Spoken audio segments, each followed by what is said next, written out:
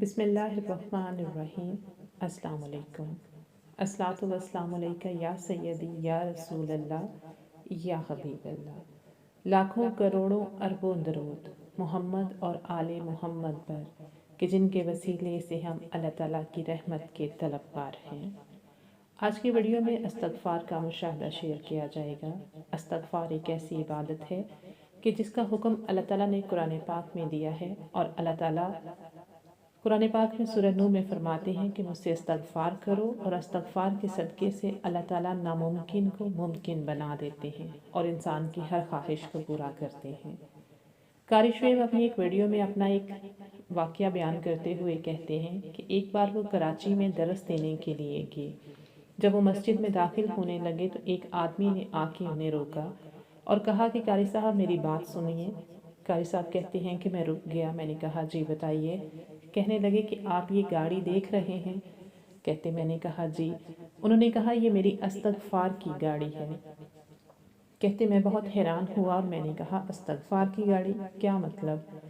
تو وہ آدمی کہنے لگا کہ میں ایک انتہائی غریب آدمی تھا، لیکن میری خواہش تھی کہ میں گاڑی لوں۔ میں نے محنت مزدوری کر کے 25,000 روپیہ کمایا اور ایک دوست کے ساتھ مل کر گاڑی لینے کا فیصلہ کیا۔ گاڑی تو کیا لینی تھی، میرا 25,000 بھی ڈوب گیا۔ پھر میں نے اللہ تعالیٰ سے اپنا دل لگا لیا اور میں مسجد میں بیٹھ گیا اور میں نے دن رات استغفار پڑھنا شروع کر دیا۔ میں نے اتنا استغفار پڑھا، اتنا پڑھا، اور کچھ دن کے بعد جب میں مسجد سے باہر نکلا تو ایک آدمی مجھے ملا اور کہنے لگا تم کدھر تھے اتنے دن سے، میں تمہیں ڈھونڈ رہا تھا۔ اس نے مجھے اپنے ساتھ گاڑی میں بٹھایا اور شو روم میں لے گیا۔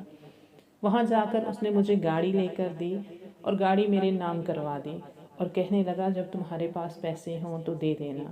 اور یہ تب سے میرے پاس گاڑی ہے، میں اس کو چلا رہا ہوں اور اپنا روزگار کما رہا ہوں۔ اس کے بعد وہ آدمی جس نے مجھے گاڑی لے کے دی تھی مجھے دوبارہ نظر نہیں آیا۔ استغفار کا یہ واقعہ بتانے کے بعد قاری صاحب کہتے ہیں کہ اگر آپ کی زندگی میں کوئی ایسا ناممکن کام ہے، آپ کی کوئی ایسی خواہش ہے جو آپ کو لگتا ہے کہ ناممکن ہے، تو دن رات استغفر اللہ کا ورد کیجیے۔ اللہ تعالیٰ ایسی جگہ سے وسیلہ بنائیں گے جو آپ کے وہم و گمان میں بھی نہیں ہے۔ استغفار ایک ایسا وظیفہ ہے کہ جس کو کرنے کے لیے اجازت کی ضرورت نہیں ہوتی۔ استغفار کرنے سے رجعت نہیں ہوتی۔ دن رات استغفار کیجیے، اپنے گناہوں کی معافی مانگیے اور اللہ تعالیٰ سے اپنی خواہشات کو پورا کروائیے۔